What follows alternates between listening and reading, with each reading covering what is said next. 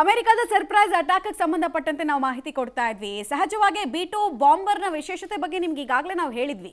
But ಎಲ್ರಿಗೂ ಒಂದು ಪ್ರಶ್ನೆ ಇತ್ತು, ಈ ಅಮೆರಿಕ ಈ ಬಾಂಬ್ಗಳನ್ನ ಹಾಕ್ತಲ್ಲ ಹೋಗಿ B2 ಬಾಂಬರ್ನ ಮೂಲಕ, ವಿಮಾನದ ಮೂಲಕ, ಅದು ಹೇಗೆ ಅನ್ನೋದು ಒಂದು ಪ್ರಶ್ನೆ ಇತ್ತು. ಅದನ್ನ ನಾವು ಹೇಳ್ತೀವಿ ಯಾಕೆ ಈ ಪ್ರಶ್ನೆ ಎತ್ತಿದ್ವಿ ಅಂತ. ಈ ನಡುವಲ್ಲೇ ರಾಷ್ಟ್ರೀಯ ಭದ್ರತಾ ಸಭೆಯನ್ನು ಕರೆದಿದ್ದಾರೆ ಅಮೆರಿಕ ಅಧ್ಯಕ್ಷ ಡೊನಾಲ್ಡ್ ಟ್ರಂಪ್. ಇರಾನ್ನ ಅಣ್ವಸ್ತ್ರ ಘಟಕಗಳ ಮೇಲೆ ಅಮೆರಿಕ ಬಾಂಬ್ ದಾಳಿ ನಡೆಸಿದ ನಂತರ ವಿಪರೀತ ಡೆವಲಪ್ಮೆಂಟ್ ಆಗ್ತಾ ಇದೆ ಅಂತಾರಾಷ್ಟ್ರೀಯ ಮಟ್ಟದಲ್ಲಿ. ಈ ಬೆನ್ನಲ್ಲೇ ಸೆಕ್ಯೂರಿಟಿ ಕೌನ್ಸಿಲ್ ಸಭೆ, ಇದು ರಿಮೆಂಬರ್ ಹೋದ್ವಾರ ಕೂಡ ಮಾಡಿದ್ರು ಈ ಸಭೆಯನ್ನ. ಹೋದ್ವಾರ ಮಾಡಿದಾಗಲೇ something big is going to happen ಅನ್ನುವಂತಹ ಒಂದು ಕುತೂಹಲ ಇತ್ತು. Okay fine. ಸುದರ್ಶನ್ ಸರ್, ನಂಗೆ ನೆಕ್ಸ್ಟ್ ಪ್ರಶ್ನೆ ಇರೋದು ಇರಾನ್ ಹತ್ರ ಇರುವಂತಹ, ಬಿಕಾಸ್ ನಿಮಗೆ ಈ ಫೈಟರ್ ಜೆಟ್ಗಳ ಬಗ್ಗೆ ತುಂಬ ಚೆನ್ನಾಗಿ ಗೊತ್ತಿರೋದ್ರಿಂದ ನಾನು ಅಲ್ಲಿಂದಲೇ ಸ್ಟಾರ್ಟ್ ಮಾಡ್ತೀನಿ. ಇರಾನ್ ಹತ್ರ ಇರೋದು ನಾನು ಓದ್ಕೊಂಡಿರೋ ಹಾಗೆ F4, F5 ಆಮೇಲೆ Su-23 ಅನ್ಸುತ್ತೆ, 1960s 1970s ಯುದ್ಧ ವಿಮಾನ.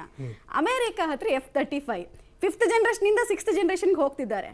ಅವ್ರನ್ನ ನಾನು ಹೋಗ್ಬಿಟ್ಟು ಕೆಣಕ್ತೀನಿ ಅಂತ ಹೇಳ್ತಾ ಇದ್ದಾರಲ್ಲ, ಇದೊಂದು ದುಸ್ಸಾಹಸ ಅಲ್ಲದೆ ಇನ್ನೇನು ಅನ್ಬೇಕು ಇರಾನ್? ಹೌದು, ದುಸ್ಸಾಹಸನೇ ಇದು. ಓಕೆ ನೋಡಿ, ಒಂದು ದೇಶ ತನ್ನ ಬಲಾಬಲಗಳನ್ನು ಅರ್ಥಕೊಂಡಿರ್ಬೇಕು. ಏನು ನನ್ನ ಕೆಪಾಸಿಟಿ, ಆಮೇಲೆ ಒಂದು ಸರಿ ಯುದ್ಧ ಟ್ರಿಗರ್ ಮಾಡಿದ ಮೇಲೆ ಅದು ಯಾವ ರೂಪ ತಗೊಳುತ್ತೆ ಅಂತ ಹೇಳೋಕ್ಕಾಗಲ್ಲ. It will envelope many other factors. So ಹಾಗಾಗಿ ಅವ್ರ ಹತ್ರ ಇದ್ದಿದ್ದು ಏನು ಅಂದರೆ, ಈಗ ನೋಡಿ, ಇವನ್ ಇನ್ ಪಾಕಿಸ್ತಾನ್ ಅಲ್ಲಿ ಈ ಡೆಬಿಟ್ ಕಾರ್ಡ್ ಕ್ರಿಯೇಟ್ ಯೂಸ್ ಮಾಡ್ತಾರೋ ಗೊತ್ತಿಲ್ಲ, 2 ಕಾರ್ಡ್ ಇದೆ. ಒಂದು ನ್ಯೂಕ್ಲಿಯರ್ ಕಾರ್ಡ್, ಅದೊಂದು victim card. Okay, so nuclear card ಇದೆ ಅಂತ ಹೇಳ್ಬಿಟ್ಟು, see, nuclear weapons are not weapons of war. It is not. It is to stop the war. ನಾನು ಒಂದು ಟ್ಯಾಗ್ ಮಾಡ್ತೀನಿ ಸರ್ ಈ ಕ್ವಶನ್ಗೆನೆ. ಸೆಕೆಂಡ್ ವರ್ಲ್ಡ್ ವಾರ್ ನಡೆಯುವಂತಹ ಸಂದರ್ಭದಲ್ಲೂ ಕೂಡ ಯಾರು ಇನಿಷಿಯೇಟ್ ತಗೊಂಡಂತಹ ರಾಷ್ಟ್ರಗಳಿದ್ವೋ ಅವ್ರಗಳ ಶಕ್ತಿ ಸಾಮರ್ಥ್ಯ ಕ್ಷೀಣವಾಗಿತ್ತು ಆ್ಯಕ್ಚುಲಿ ತುಂಬ. ಆಮೇಲೆ ಬೇರೆ ಬೇರೆ ರಾಷ್ಟ್ರಗಳು ಬಂದು ಸಪೋರ್ಟ್ ಮಾಡಿದ್ದು, ಅದು 2ನೇ ವರ್ಲ್ಡ್ ವಾರ್ಗೆ ಸಾಕ್ಷಿ ಆಯಿತು. ನಮ್ಮ ಶೀರ್ಷಿಕೆ ಕೊಟ್ಟಿರೋದಕ್ಕೆ ನಾನು ಹೇಳ್ತಾ ಇದ್ದೀನಿ. ಈಗಲೂ ಕೂಡ ನಾವು ಇರಾನ್ನ ಆ ರೀತಿ ಅಂಡರ್ ಎಸ್ಟಿಮೇಟ್ ಮಾಡಿಕೊಂಡ್ರೆ ಆಗುತ್ತಾ? ಯಾಕೆಂದರೆ ಬೇರೆ ಬೇರೆ ರಾಷ್ಟ್ರಗಳ ಸಪೋರ್ಟ್ ಸಿಕ್ಕ ನಂತರ ಏನಾದರೂ ಬದಲಾವಣೆಗಳಾಗ್ಬೋದಾ ಅಂತ.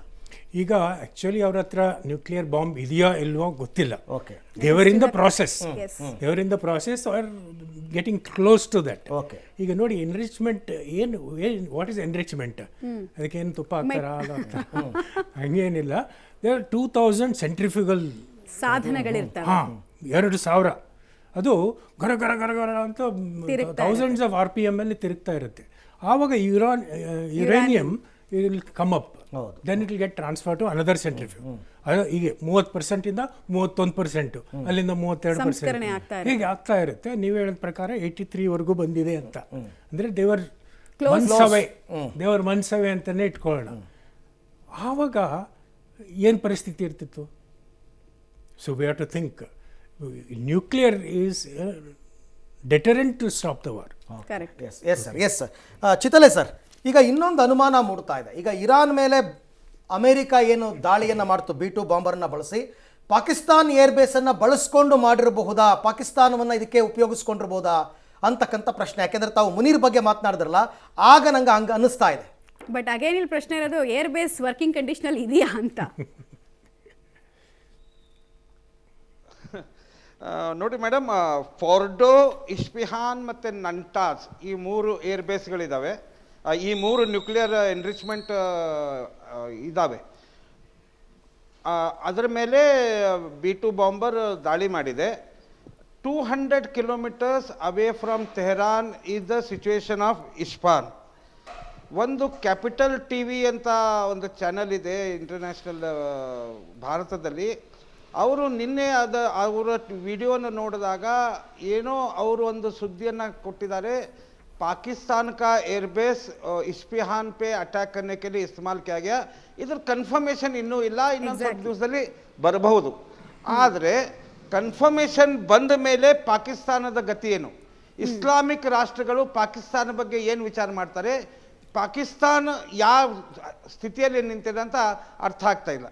ಆಮೇಲೆ ಇನ್ನೊಂದಂತಂದರೆ, ಯುನೈಟೆಡ್ ನೇಷನ್ ಜನರಲ್ ಸೆಕ್ರೆಟರಿ ಗುಟ್ರೋಸ್ ಅವರು ಕೂಡ ನಿನ್ನೆ ಮನವಿ ಮಾಡಿದರು 3 ದಿವಸಕ್ಕೆ. ಆದರೆ United Nations, when I was childhood and I was in my middle age, 70s, 80s, 90s ನಲ್ಲಿ, there used to be a solid stand of United Nation. ಆದರೆ ಯುನೈಟೆಡ್ ನೇಷನ್ ಲೋಕಸ್ ಸ್ಟ್ಯಾಂಡಿಯನ್ನೇ ಕಳೆದುಕೊಂಡ ಮೇಲೆ ಈಗ ಯುನೈಟೆಡ್ ನೇಷನ್ ಏನೂ ಮಾಡೋ ಪರಿಸ್ಥಿತಿಯಲ್ಲಿ ಇಲ್ಲ. ಹಿಂಗಾಗಿ ಎಲ್ಲ ದೇಶಗಳು ತಮ್ಮ ಬೇಕಾದಷ್ಟು ಏನು ಬೇಕಾದರೂ ಮಾಡ್ತಾ ಇದ್ದಾರೆ.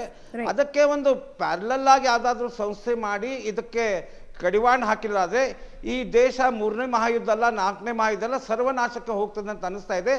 It is a very dangerous trend that what America is doing and what Iran is doing and what other countries are doing, especially.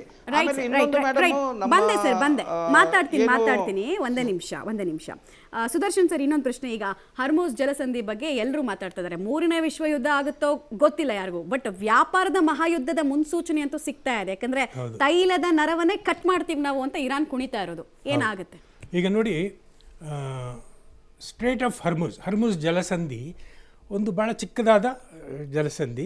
But ಈ ಸೌದಿ ಅರೇಬಿಯಾ ಆಗಲಿ, UAE ಆಗಲಿ, ಕತಾರ್ ಆಗಲಿ, Iraq also and Iran, so ಇದರ ಒಂದು ತೈಲ ಸಂಪನ್ಮೂಲಗಳು ಇದ್ರ ಮೂಲಕನೇ ಹಾದು ಬರಬೇಕು. It is a very vital Chok point. ಅದಕ್ಕೆ ತೈಲದ ನರ ಅನ್ನೋದು. ಈ ಒಂದು 5 ತೈಲದ ನರಗಳಿದ್ದಾವೆ ಇಡೀ ನಮ್ಮ ಇದರಲ್ಲಿ. ಇದ್ರ ಭಾಳ ಪ್ರಮುಖವಾದ್ದು. ಆಮೇಲೆ ನಿನ್ನೆ ರಾತ್ರಿ ಇದು ಡಿಸಿಷನ್ ತಗೊಂಡಿದ್ದಾರೆ ಇರಾನ್ ಪಾರ್ಲಿಮೆಂಟ್. ನಾವು ಇದನ್ನು ಹೇಗೆ ವಿಲ್ ದೇ ಮೈನ್ ಇಟ್, ಅಂದರೆ ಮೈನಿಂಗ್ ಹಾಕ್ಬಿಡ್ತಾರ ಯಾವ ಹಡಗು ಹೋಗ್ದಾಗೆ, ಅಥವಾ selective bombing of the ships. ಈಗ ಅವರಿಗೆ ಯುರೋಪ್ ಮತ್ತು ಅಮೆರಿಕದ ಮೇಲೆ ಸಿಟ್ಟಿರೋದು. ಸೊ ನಮ್ಮ ಹಡಗುಗಳು ಬರ್ಬೋದಲ್ಲ.